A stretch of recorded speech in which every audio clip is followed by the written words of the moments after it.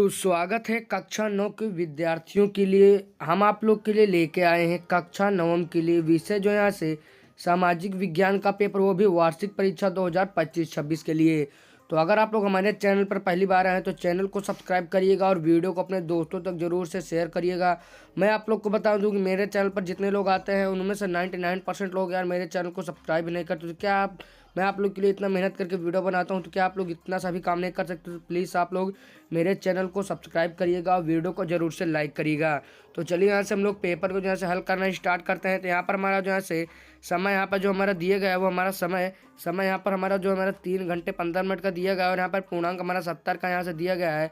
और सबसे पहले यहाँ पर हम लोग को कुछ निर्देश दिए गए हैं। इस निर्देश को हम लोग को यहाँ पर अच्छी प्रकार से पढ़ लेना होगा। और यह पेपर जो है अंग्रेजी माध्यम के बच्चों के लिए भी होगा, क्योंकि यह पेपर इंग्लिश मीडियम में यहाँ पर ऊपर हिंदी मीडियम में और नीचे इंग्लिश मीडियम में यहाँ पर आप लोग को दिया गया है। तो आप लोग यहाँ पर अंग्रेजी मीडियम के भी अगर आप बच्चे हैं तो आप लोग का भी यहाँ पर काम हो जाएगा। तो यहाँ पर हमारा बहुविकल्पीय प्रश्न है। तो पहले यहाँ पर प्रश्न कह रहा है फ्रांस की महिलाओं को मताधिकार कब मिला, तो यहाँ पर पहला विकल्प से हो जाएगा। उसके बाद यहाँ से हम लोग यहाँ पर आगे बढ़ेंगे। तो यहाँ पर हमारा दूसरा जो यहाँ पर प्रश्न कह रहा है फ्रांस की नेशनल असेंबली में मानव के जन्मजात मौलिक अधिकारों की घोषणा कब की गई थी। इसमें भी हमारा पहला विकल्प 5 अगस्त 1789 से उत्तर हो जाएगा। उसके बाद यहाँ से हम लोग जो आगे बढ़ेंगे तो यहाँ पर हमारा इंग्लिश मीडियम में दिया गया है, तो आप लोग देख लीजिएगा। उसके बाद प्रश्न संख्या 3 कह रहा है फ्रांस के आतंक का संस्थापक कौन था। तो यहाँ पर हमारा इसको पहले तीसरा वाला रॉबस्पियर सही उत्तर यहाँ पर हो जाएगा। उसके बाद यहाँ से प्रश्न संख्या 4 पर आएंगे। तो प्रश्न संख्या 4 कह रहा है रूस में खूनी रविवार की घटना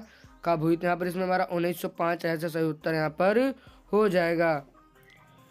फिर अगर उसके बाद यहाँ से हम लोग जब प्रश्न संख्या 5 पर आएंगे तो यहाँ पर हमारा कह रहा है अप्रैल थीसिस क्या थी। तो यहाँ पर लेनिन की 3 मांगे, यहाँ पर इसका सही उत्तर हो जाएगा। उसके बाद यहाँ से हम लोग जब आगे बढ़ेंगे तो यहाँ पर हमारा प्रश्न संख्या 6 कह रहा है अमेरिका में सैनिक अड्डे पर्ल हार्बर पर बमबारी की। तो यहाँ पर जापान ने यहाँ पर सही उत्तर हो जाएगा। उसके बाद प्रश्न संख्या 7 कह रहा है भारतीय वन सेवा की स्थापना कब हुई। तो यहाँ पर हमारा 1884 सही विकल्प यहाँ पर हो जाएगा। उसके बाद यहाँ से हम लोग जब आगे बढ़ेंगे तो यहाँ पर हमारा 8वां प्रश्न कह रहा है किस अवधि के दौरान 80,000 बाघ और 15,000 तेंदुए और यहाँ पर लगभग 2 लाख भेड़ियों को मारने का आदेश हुआ था। यहाँ पर इसमें 1500 1820 यहाँ पर सही विकल्प हो जाएगा। उसके बाद यहाँ से हम लोग आगे बढ़ेंगे तो यहाँ पर प्रश्न संख्या 9 कह रहा है रूस में बोल सेविकों का नेता कौन था। तो यहाँ पर हमारा लेनिन सही विकल्प हो जाएगा। उसके बाद प्रश्न संख्या 10 कह रहा है उच्च पर्वत पर स्थित बुग्याल चारागाह क्या कहलाते हैं। तो इसमें हमारा जो यहाँ पर सही विकल्प हो जाएगा वो हमारा बुग्याल यहाँ पर सही उत्तर हो जाएगा। उसके बाद प्रश्न संख्या 11 कह रहा है राइका समुदाय का संबंध भारत के किस राज्य से है। तो यहाँ पर राजस्थान सही विकल्प हो जाएगा। उसके बाद यहाँ से हम लोग आगे बढ़ेंगे तो यहाँ पर 12वां प्रश्न कह रहा है सेरेंगेटी राष्ट्रीय पार्क कहाँ स्थित है। यहाँ पर तंजानिया सही उत्तर हो जाएगा।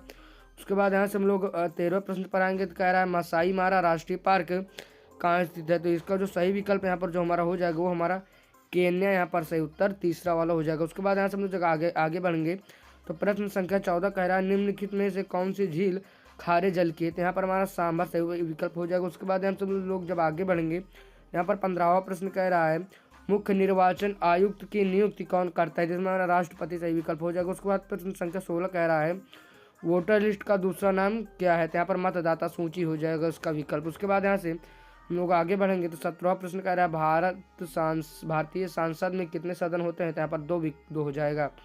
उसके बाद यहाँ से हम लोग आगे बढ़ेंगे तो 18वां प्रश्न हमारा कह रहा है भारतीय सेना का सर्वोच्च कमांडर कौन होता है।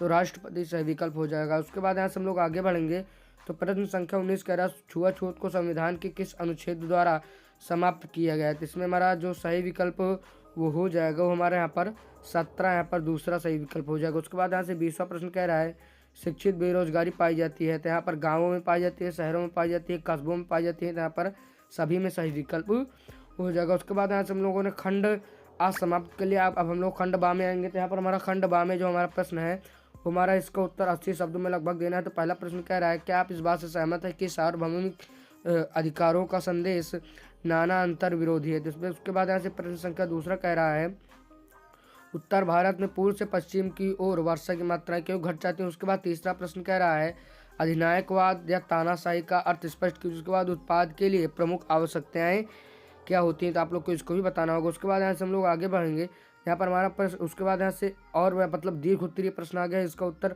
150 शब्दों में देना है। तो यहाँ पर पांचवा प्रश्न कह रहा हूँ 1905 की रूसी क्रांति के कारणों का उल्लेख कीजिए। उसके बाद यहाँ से हम लोग जो आगे बढ़ेंगे तो यहाँ पर हमारा अथवा करके प्रश्न और दिया गया है, फ्रांस की क्रांति किन परिस्थितियों में हुई। उसके बाद छठा प्रश्न कह रहा है फ्रांसीसी क्रांति और नाथसी शासन में औरतों की क्या भूमिका थी। तो यहाँ पर जो भूमिका थी यहाँ पर आप लोग को उसको बताना होगा। उसके बाद यहाँ से हम लोग प्रश्न संख्या 7 पर आएंगे। तो प्रश्न संख्या 7 हमारा कह रहा है भारतीय वर्षा की विशेषताएं लिखिए। उसके बाद प्रश्न संख्या 8 जो हमारे यहाँ पर कह रहा है वो कह रहा है भारत में तीव्र जनसंख्या वृद्धि का क्या कारण है। तो आप लोग को यहाँ पर उस कारणों को यहाँ पर बताना होगा। उसके बाद यहाँ से प्रश्न संख्या 9 में आएंगे तो यहाँ पर हम लोग को मानचित्र कार्य यहाँ पर सबसे पहला विश्व के मानचित्र में भरना होगा।